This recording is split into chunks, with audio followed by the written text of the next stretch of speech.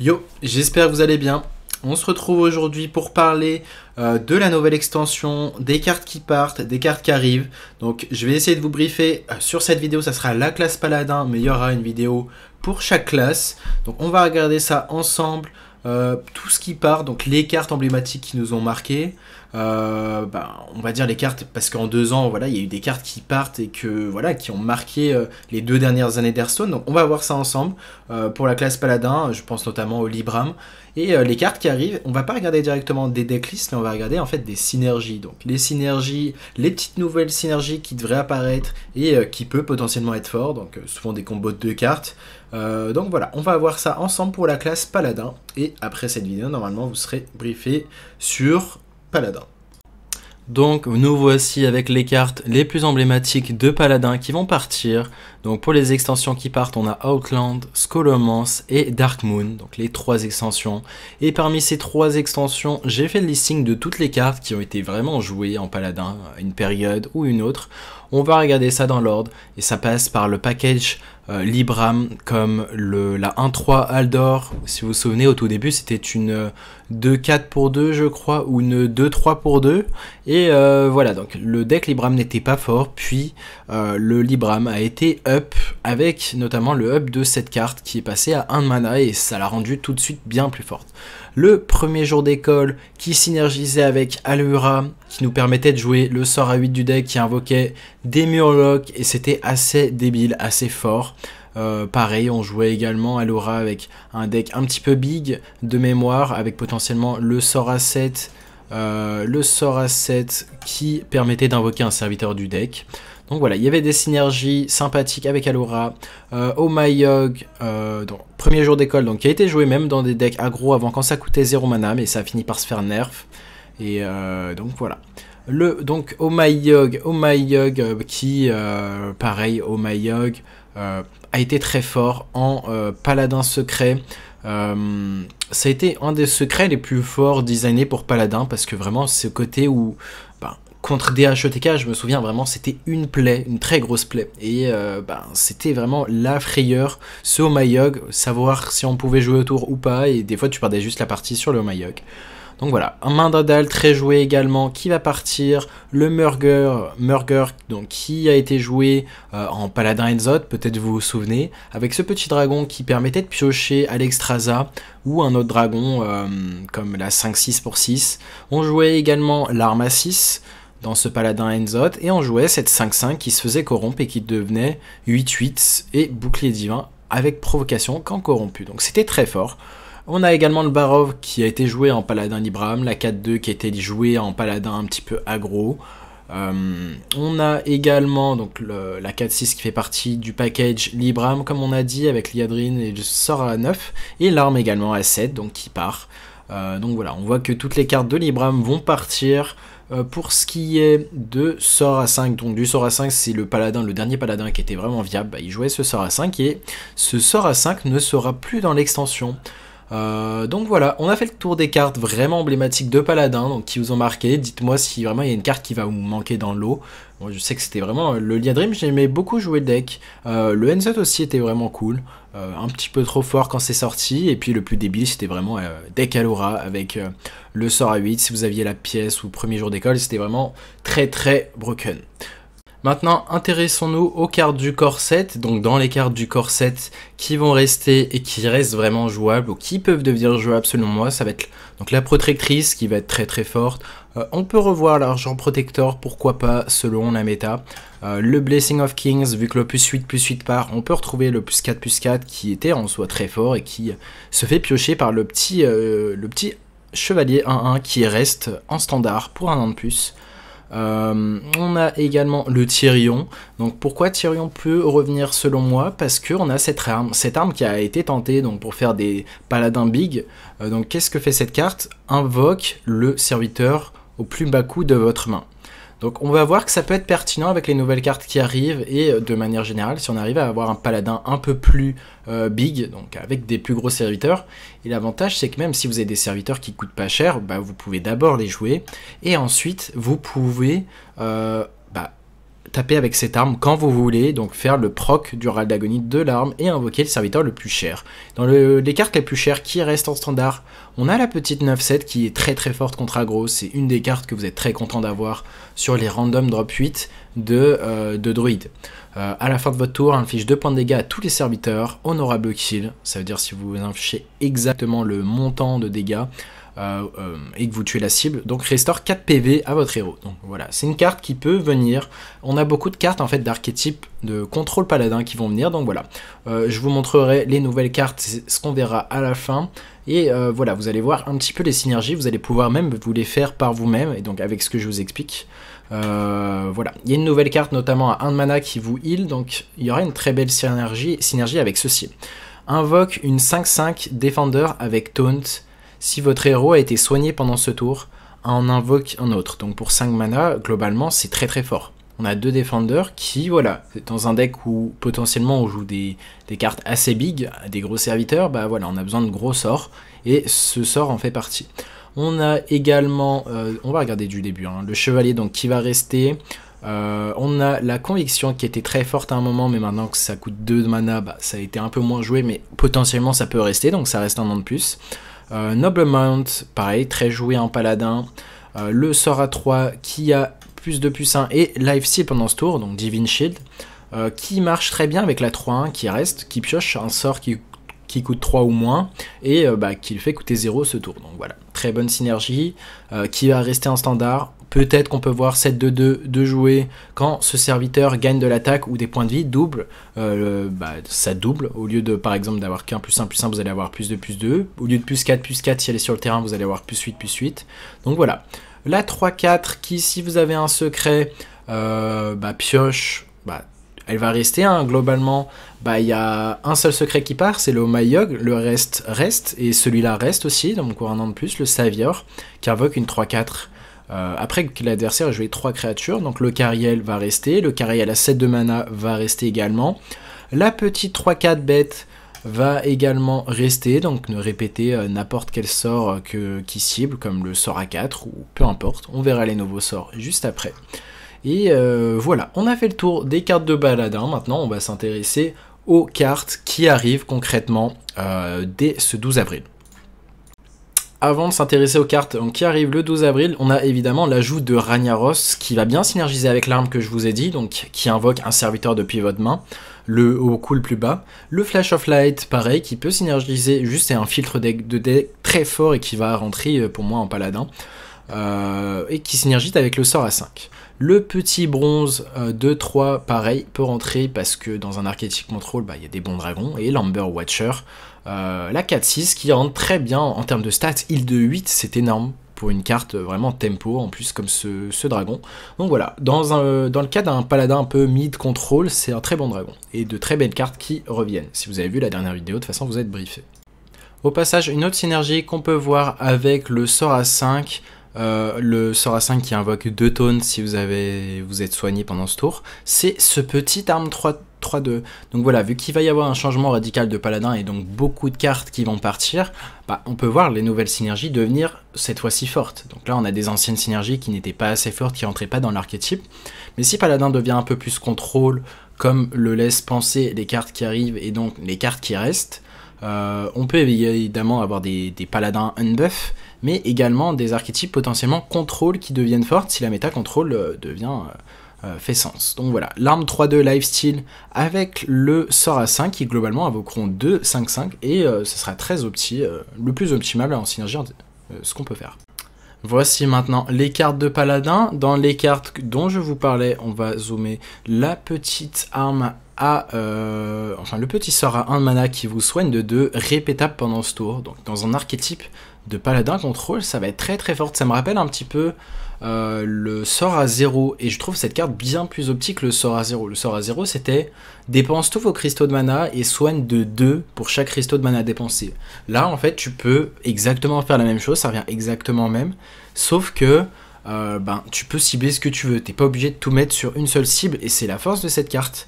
Donc je pense que cette carte a de quoi être très présente si l'archétype contrôle apparaît. Qu'est-ce qu'on peut voir aussi dans un archétype contrôle, dans ce qu'on voyait dans la synergie de juste jouer des gros serviteurs, tels que le nouveau Colosse. Qu'est-ce que fait le nouveau de Colosse? Il invoque un rush 4-2, après que ce serviteur attaque, pioche une carte. Le Colosse lui-même, que fait-il? Rush, après que celui-ci attaque, Dredge. Donc Dredge, qui est la nouvelle mécanique, je vais vous l'expliquer. C'est tout simplement, on regarde le fond de votre deck, et vous choisissez une des cartes parmi les 3 découvertes, à mettre au-dessus de votre deck. Ça ne va pas mélanger votre deck, donc les cartes qui sont au fond resteront au fond. Vous allez voir qu'il y a beaucoup de synergies qui mettent des cartes au fond de votre deck, donc ça va devenir pertinent de creuser au fond du deck pour mettre la carte au-dessus, au top deck en fait, tout simplement. Donc voilà, cette carte avec ça, donc comment dire, ça, son petit colossal. Je vais expliquer le colossal au passage. Donc selon le nombre indiqué, ça va indiquer le nombre de serviteurs qui vont être associés à celui-là. C'est-à-dire que même si vous voulez invoquer, pas en invocation normale, juste en invocation, je pense, aux prêtresses par exemple, aux cartes de résurrection de prêtres, comme il y avait à l'époque, si vous réinvoquez un colosse, ça va invoquer ses parties également à côté. À condition bien sûr d'avoir la place sur le board. Donc voilà, c'est quelque chose d'intéressant avec la mécanique colossale, c'est que ça va devenir quelque chose qui n'est pas un cri de guerre, mais qui a vraiment quelque chose d'associé à chaque fois qu'il revient sur le terrain. Donc voilà, une carte très bien. Dans un archétype contrôle, voilà, on peut vraiment voir l'archétype mecha, quelques mechas early, on va voir quels mechas sont pertinents pour synergiser avec Paladin, mais voilà, on a un très bon colosse ici, et il y a de quoi faire un très bon deck Paladin mecha selon moi. Dans les très bons mechas, on en parlait, eh bien, il y a ce petit mecha 4-2 pour 3. Donc, si vous vous souvenez, il y a un mecha qui part donc de la rotation, si vous avez vu le début de cette vidéo. Et en voici un nouveau qui arrive. Donc, ce nouveau mecha qui arrive, et attendez, je crois que c'est un mecha, j'ai un doute. Sur le coup, c'est peut-être même pas un mecha. Donc, un cri de guerre, en plus de ça, d'avoir, voilà, on a un effet 4-2 pour 3, bouclier divin. Le cri de guerre, c'est quoi? C'est on met une autre 4-2 mecha dans le deck qui lui-même invoque une copie de ce serviteur. En quoi c'est, selon moi, très fort? Parce que si vous buffez votre main, parce qu'on a toujours des cartes qui permettent de buffer la main qui vont rester, ça va être très fort. Imaginons juste une 5-3 qui invoque une 5-3, bouclier divin les deux. On parle quand même de quelque chose qui peut arriver très tôt, parce qu'on va voir, on verra les cartes neutres. Il y a des cartes qui permettent de creuser le deck et donc de faire la mécanique Dredge. Donc on peut voir que c'est pas si dur que ça d'avoir vraiment la carte qu'on a mis au fond du deck et de la récupérer très tôt. On va voir qu'il y a beaucoup de cartes qui vont permettre de synergiser avec ce genre de cartes, et c'est ce qui va rendre la mécanique très forte. Donc 2 sorts qui vont très bien synergiser selon moi. Donc ce sort qui donne +5/+5 et bouclier divin à un serviteur, coûte 1 de moins pour chaque mana dépensé dans les sorts Holy, donc les sorts sacrés. En quoi c'est très fort? Parce que imaginons que vous ayez joué un sort Holy comme, je sais pas, 3 cartes, imaginons que vous ayez joué 3 fois ce sort de heal. J'ai entendu beaucoup de personnes qui notaient cette carte pas très ouf parce que c'est pas ce qu'on veut faire en paladin. Sauf que si on calcule ce sort à 7, qu'est-ce que ça fait? Ça invoque des taunts et l'équivalent de tout simplement 7-14 de stats pour 7 de mana. En plus de ça, si on regarde juste la carte comme ça, on se dit bon ok, paladin c'est trop cher en fait pour paladin, sauf que si on va plus loin, on voit que c'est un sort sacré. Et le fait que ça soit un sort sacré, ça change tout parce qu'on a cette synergie avec ce sort à 10 qui, juste avec ce sort à 7, va coûter plus que 3. Donc on peut vraiment imaginer un tour, un power turn où vous faites vraiment ce sort à 7 et ce sort à 10 qui coûtera 0 parce que vous avez déjà joué des sorts sacrés. Donc voilà. Je pense que vraiment, c'est une des mécaniques qui risque d'être les moins... C'est une des mécaniques que j'ai vu les moins présents parmi les personnes qui testaient Paladin. C'était surtout du mecha qui était testé, avec notamment cette nouvelle carte. Scanne les 5 dernières cartes de votre deck, pioche tous les mechas qui ont été trouvés. Ensuite, mélange votre deck. Donc là, c'est une des cartes particulières qui ne fait pas juste Dredge dans le deck. Donc regardez les 3 dernières cartes et placez quelque chose au-dessus. Mais cette carte va mélanger le deck, contrairement aux autres. Mais parce que c'est normal. En même temps, elle scanne les 5 dernières cartes du deck. C'est-à-dire que voilà, déjà tu as bien opti. Ils veulent pas trop cheater non plus. En général, les cartes que tu as mis au fond de ton deck, t'auras de quoi les piocher. T'auras pioché tout ce qu'il te faut en fait en paladin. Donc voilà. Une autre carte qui va être très très forte en paladin, c'est le Bubblebot. Cri de guerre donne aux autres serviteurs, aux autres mechas, bouclier divin et taunt. Il n'y aurait pas le taunt, on aurait pu se dire, bon, ok, hein, des fois il suffit juste d'ignorer les serviteurs, hein. Imaginons que nous on joue aggro contre un deck paladin, mais là le fait que c'est provocation, là c'est vraiment la force de la carte, et je pense que même si on n'a pas beaucoup de mechas, on voit que des mechas, nouvelle carte, bah, on a ce mecha à 3, on a ce mecha à 2 également, Cri de guerre Rage, donc voilà, on en parlait de la mécanique, une autre carte qui sera jouée en paladin avec le mecha qu'on a vu à 3 de mana. Si c'est un serviteur, lui donne ses stats, donc imaginons que voilà, imaginons qu'on pioche, c'est la synergie la plus broken pour l'instant qu'on voit, et là on voit qu'il n'y a pas besoin de vraiment d'avoir deck build, d'avoir Theorycraft, on voit juste 2 cartes. Moi j'aime bien beaucoup voir les synergies entre 2-3 cartes, juste vraiment, en fait ça fait des liens dans ta tête, et ça veut dire que, imaginons qu'il y ait des nouvelles extensions qui arrivent, on va dire des nouvelles choses, bah t'as déjà fait plein de liens dans ta tête, c'est pas juste, ok, t'as vu tout un deck, vraiment tu fais les liens par toi-même, et tu peux arriver à avoir des idées par toi-même de synergie, donc c'est vraiment ce que j'aime faire. Donc voilà, ça va synergiser avec ceci, et donc Drage, si c'est un serviteur, lui donne les stats de ce serviteur, donc l'attaque et les PV, et dans une mécanique où vous boostez les cartes de votre main par exemple, ben, ça va être très très pertinent, et là on peut vraiment avoir deux mechas très broken, surtout que vous pouvez le jouer en 2 fois, donc vous avez de grandes chances de l'avoir sur le tour 3, potentiellement pièce sur tour 2, et ensuite derrière vous faites ça et vous avez vraiment moyen de faire des choses assez fortes selon moi en paladin mecha. Ensuite la dernière carte qui reste en paladin, enfin une des dernières, Cri de guerre, si vous possédez un sort sacré, gagne taunt et bouclier divin. Donc voilà, on parlait de la mécanique sacrée, et là on a une carte très très forte, 2-5 bouclier divin et taunt, c'est très fort. C'est encore plus fort que la 2-4 si vous vous souvenez, qui gagnait bouclier divin et taunt si vous n'aviez pas d'autres serviteurs sur le terrain, sauf que là la condition de cette carte est vraiment simple, vous pouvez avoir d'autres serviteurs à côté, et vraiment ça a de grandes chances d'être actif. Donc vraiment très très gros serviteur, et je pense qu'on a de quoi avoir un très bon paladin. Après que vous ayez lancé un sort sacré sur celui-là, gagne, le dépense sur un autre serviteur allié. Ça me rappelle une autre carte qui était un petit peu le même genre, c'était un espèce de djinn ou je sais plus exactement, mais c'était dans le même genre, et globalement, si ça stick sur le tour 2 et que vous avez un autre serviteur, on voit qu'il y a quand même des cartes qui restent, notamment la curve la plus insane qu'on voit, c'est tout simplement cette carte avec en synergie la 3-1, donc si vous le jouez sur tour 2 et en tour 3, vous jouez cette 3-1, et vous jouez ensuite un des sorts sur un de vos serviteurs, que ce soit le Noble Mount, ou bien vous jouez ceci, donc vraiment, juste vous jouez un sort sur un de vos serviteurs, et déjà, juste ces 2 sorts suffisent à jouer la carte, en fait. Donc, au final, même si ça, c'est pas un sort sacré, le sort à 2 n'est pas un sort sacré, on a au moins ce sort à 3, qui va bien fonctionner en tant que synergie, donc, avec celle-ci. En tout cas, très bonne carte, et je pense que, voilà, on va tenter des fois de la drop sur 2, et si c'est pas géré, il y a moyen de vraiment tabasser les decks très lents. Étant donné que l'archétype de paladin va être essentiellement mecha, du moins on a beaucoup de cartes mecha, on va regarder des cartes neutres qui vont bien s'associer à paladin, et on a notamment celle-ci, Cri de guerre, choisis un serviteur allié, découvre un serviteur du même type. Et comme on peut voir, il n'y a pas énormément de mecha en fait, donc je pense que dans un archétype de paladin mecha, cette carte sera jouée, et d'ailleurs dans les autres archétypes de tous les decks, on verra que... Voilà, je vais vous montrer les synergies qu'on peut avoir avec ce type de carte, et le fait que cette carte soit tout, à la fois Naga, la nouvelle classe en fait, le nouveau type de serviteur qui apparaît et qui est Naga, et vous allez voir, il y a des synergies assez broken. Vous verrez notamment grâce au mage. Et donc voilà, choisis un serviteur allié, découvre une copie du même type. Donc ça permet de faire la value, mais en plus de ça, c'est un très bon body. Si vous l'avez buffé, en paladin and buff, ça me paraît très bien. Une carte par contre qui risque de pas être très très fort, je pense, c'est celle-ci. Après que vous ayez joué un mecha, gagne +1/+1, je pense que ça va être trop faible par rapport aux autres cartes. Même si dans l'idée, voilà, ça a l'air sexy.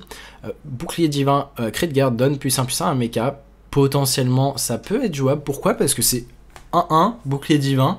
Globalement, c'est ce qu'on joue en paladin de base, une 1-1 bouclier divin sans qu'il y ait d'effet. Et le fait qu'il y ait en plus de ça donne un +1/+1, en paladin mecha, ça me paraît très très fine.